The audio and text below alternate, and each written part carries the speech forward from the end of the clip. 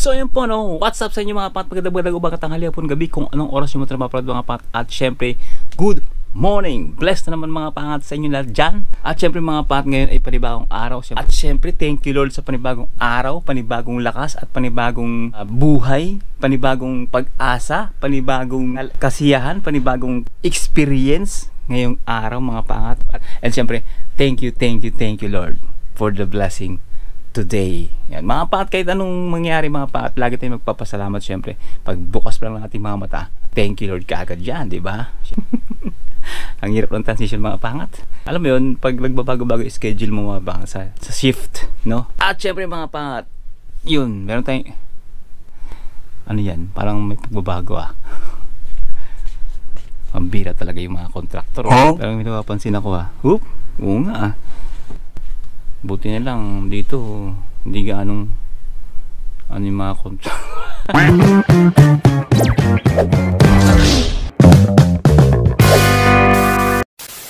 So yung mga pangat, meron tayo ritong Omega 3. Yan, bigay ni Prinsesa mga pangat. Actually, fish oil pala. Fish oil. Omega 3 nga, fish oil. Actually, bigay ito ni Prinsesa mga pangat. Alam niyo kung magkano yung halaga mga pangat no? Sabi ko kay mama, bumili din 129 mga pangat. Ang mahal naman. Dalawa binili niya mga pangat. Isa kami. So, mag-fish oil ako pero pag gabi. Sabi yan, sa gabi ko ito inumin. So, mamaya natin ito inumin. Ano yung mga pangat? Meron pala tayong kasama doon. Yun. Couple mga pangat. Siyempre, nakikita niyo yung empty na yan. Ayan ang abakan nyo kung sino yung mga kasama namin dyan. Nabanggit na namin sa nakarang vlog ni Vino, no? Pero hindi pa namin siyempre kino-close kung sino. Pero siguro siya, pero kilala nyo na rin siya mga pangat. Kung sino man yon, basta abangan nyo na lang. Yun ang abangan nyo. Siyempre nga pala, panggabi tayo ngayon. Wala siyang pasok ngayon kasi nga linggo. Day off, no? Siyempre, sarap, 2 days off, no? Pero tayo may pasok tayo ngayon. At yun, nung nakaraan mga pangat, naglinis sila dyan. Pakita ko sa inyo mga pangat.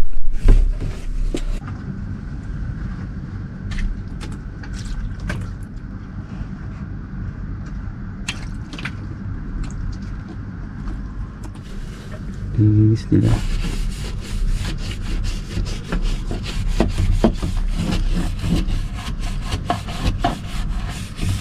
Oh, di ba? Okay. Ngayon, nagpurpok-pok sila diyan. Bigla ako nagising kasi gusto ko sana matulog ng tuloy-tuloy. Kaya lang hindi rin kaya kasi nga naka 9 hours na tayo almost kasi kagabi dumating tayo, panghapon tayo kagabi. Dumating tayo ng alas 12 ng gabi ng madaling araw. Tapos alauna nakatulog na tayo. Tapos ngayon mag-alas 12 na ng tanghali. So, hindi na kaya ng katawan natin itulog pa mga pangat. Kaya sabi ko gumising na muna ako, kakain muna tayo. Magluluto na tayo ng ulam. Then, pagtingin ko mga pangat dito, nagulat ako, nagpupukpok sila dyan. Dahil nawala na yung sampayan natin mga pangat, wala tayong sampayan. Pakita ko sa inyo Dito nga pala si Amor, nakatago. Hindi nakatago dyan. Nakatago ka dyan. Dito si Amor. Dito si Amor. Bang bang.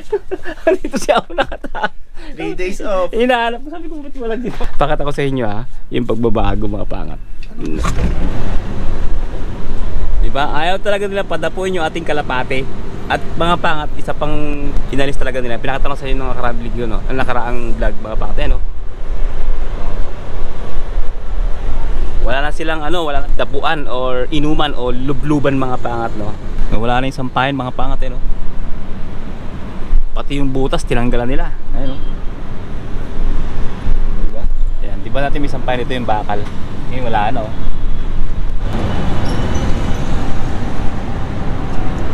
So yun ang pagbabago ngayon mga pangat, no?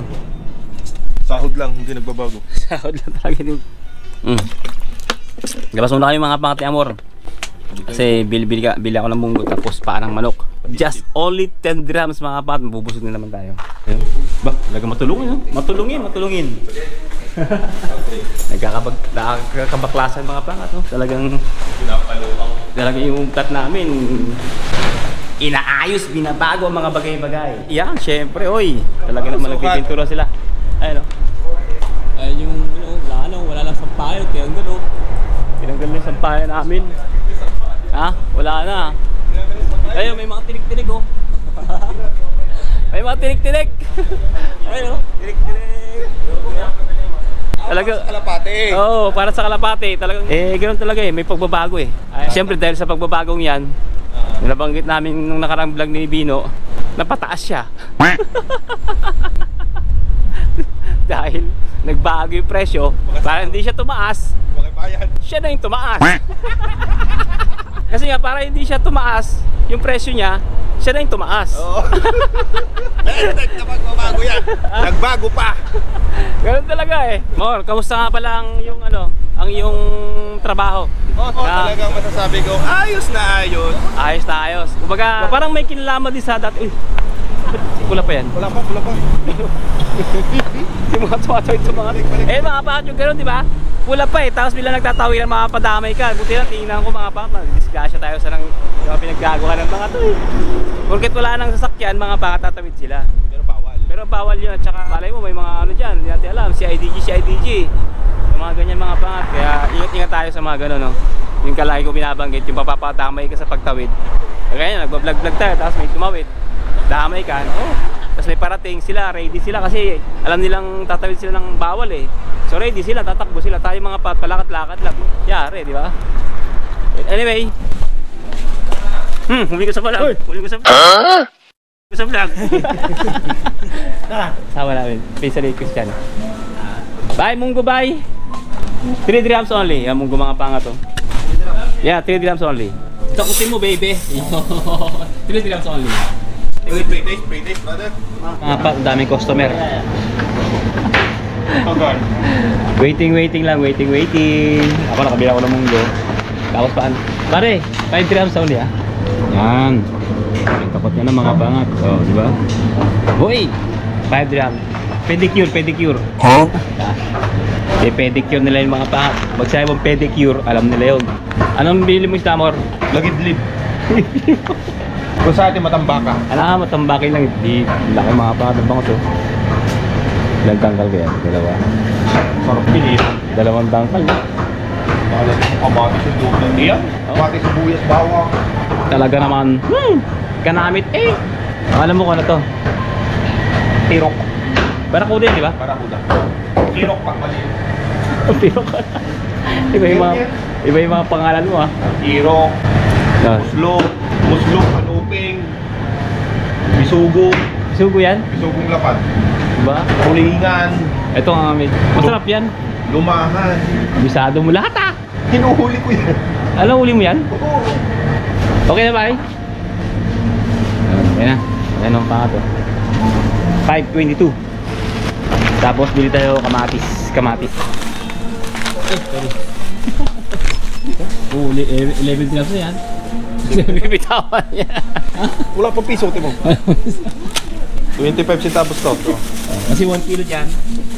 Kilo 11 eh. 12 dirham. Natin natin magkano. May guhit. Oy! 36 pills. Approximately 10 grams lang to, 10 grams. Lang to 10 grams. 5.22.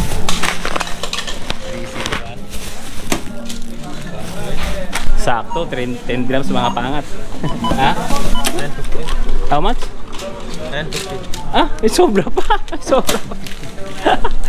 sobra pa 50 pills. Wala ng plastic oh. Bit-bitan blues yan, bit-bitan blues. Yeah.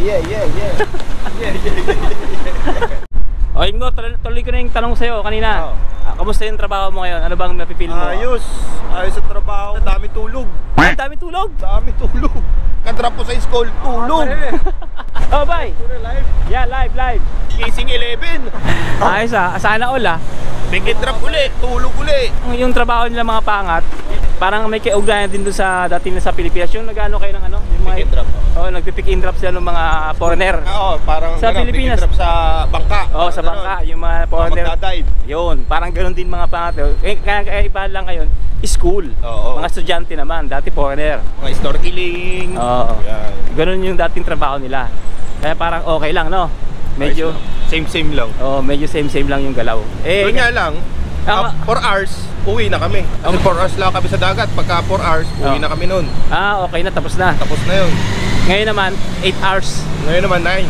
9 hours, no? 6 to 6 kami. 6 to 6, 12 hours. Oo, 12. So parang 6 to 6 na rin. Pero yung trabaho naman, mga nasa kwel lang. Pagpalagay 6 hours lang. 6 hours lang. Oo, dahil kaya lang nagiging 12 hours dahil nga hinihintay yung labasan ng estudyante pag ihahatid. Parang ganun. Pero pagka habang nag-aantay kayo, nakatambay kayo? Oo, tambay. Pero minsan natulog din sa mga pagsasaway ng mga estudyante pagka malilikot. May ingay, yan.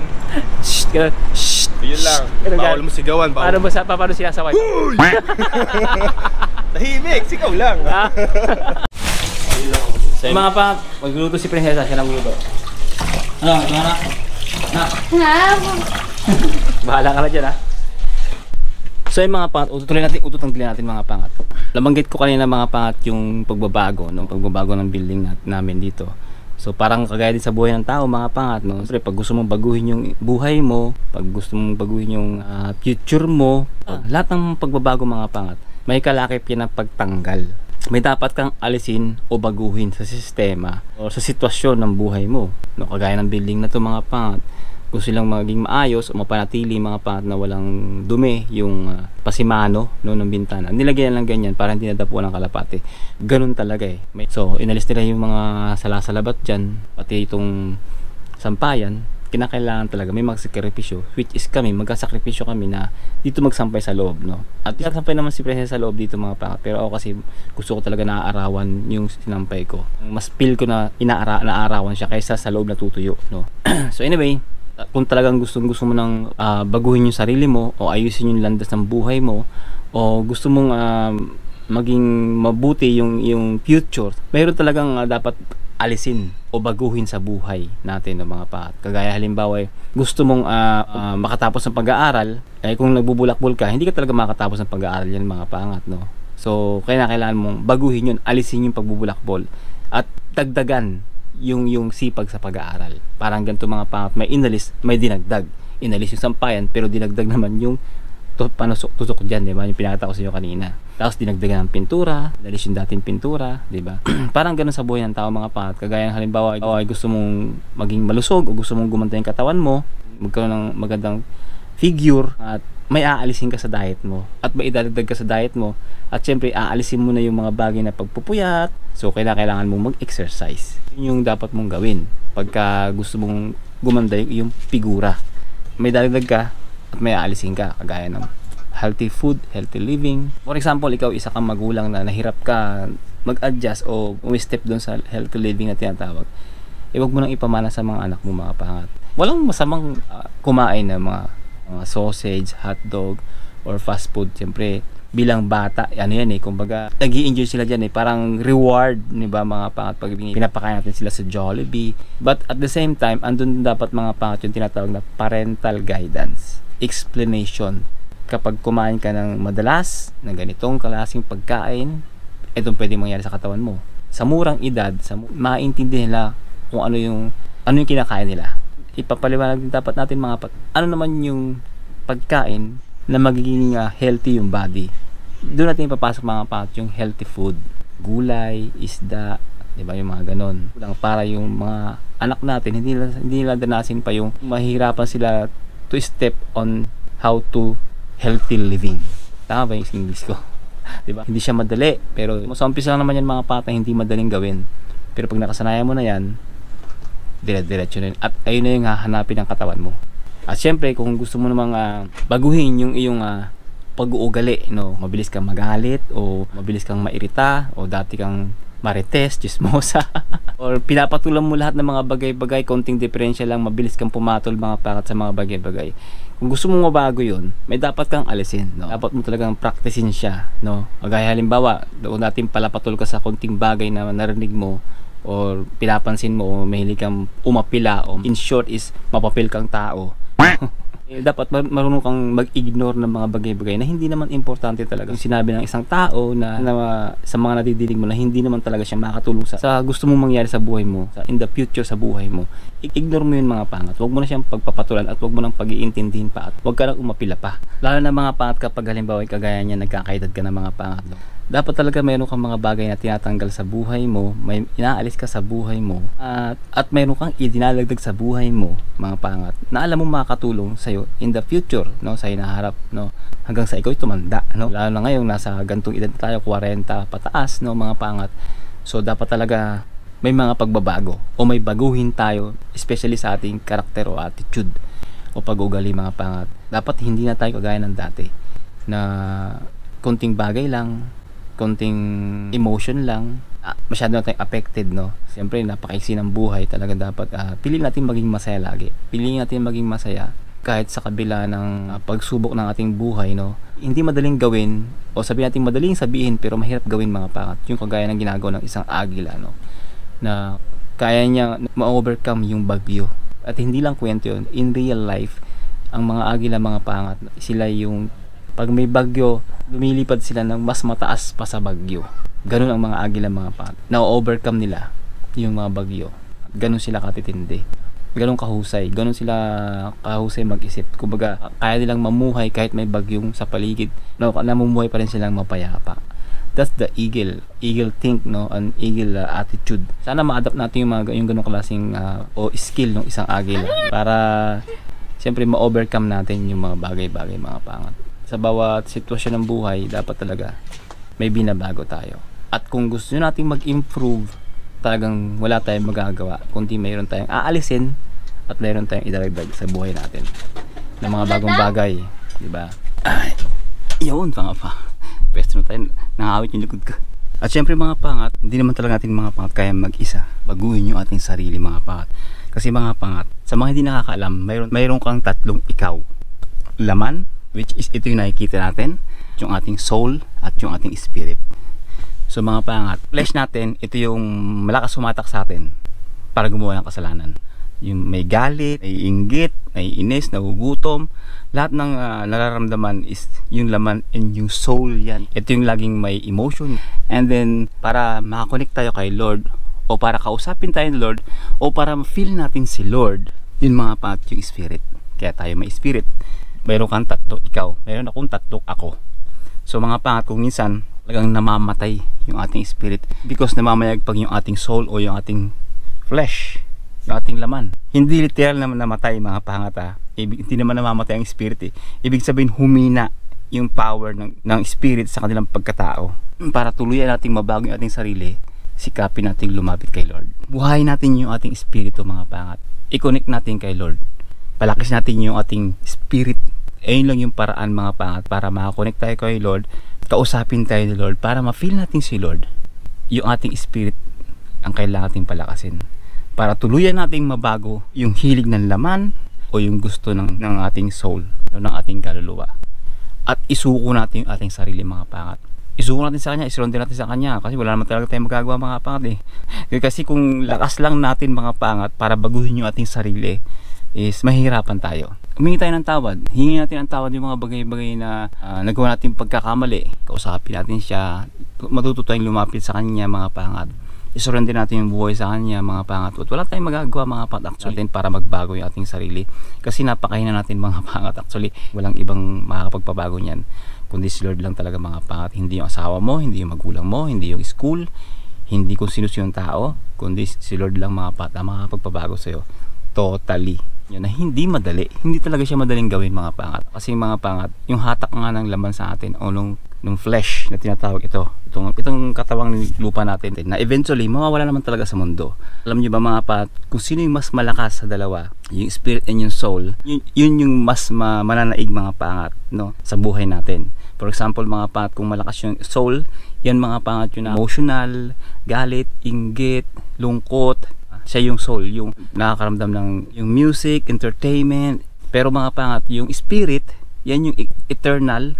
Diyan nakikipag-ugnayan si Lord sa atin. Diyan natin nararamdaman yung presensya ni Lord sa pamamagitan nating spirit, mga pangat. Kung sino yung mas malakas, mga pangat, sa dalawa, between soul and spirit, yun, mga pangat, yung nanaig at sumusurrender yung isa. For example, mga pangat, kapag mas malakas yung ating spirit na nakakonek kay Lord, nararamdaman natin yung presensya ni Lord because of our spirit, malakas siya, mga pangat, so hindi ka masyado magagalitin at malawak yung iyong pangunawa, mga pangat. At yung mga bagay na makamundo, yung mga bagay sa mundo, mga pangat, is unti-unti naging walang halaga sa'yo. Bagamat wala kang pera, pero hindi ka, kalmado ka lang, relax, no? Hindi mo masyadong inisip na kawawa ka. Kasi nga, malakas yung spirit mo eh, hindi yung soul eh. Kasi pag yung soul ang malakas, pag walang-wala, iniisip mo agad, kawawa ako. Kasi ayun yung nararamdaman ni soul. Hindi gaya ng spirit is pang eternal with connection to the Lord. Mas iniisip natin yung mas makakabuti sa atin sa kabilang buhay o sa panglangit na mga pangat na mga bagay, yun ay nabibigyan natin ng importansya. Parang ganun mga pangat. At ganun talaga.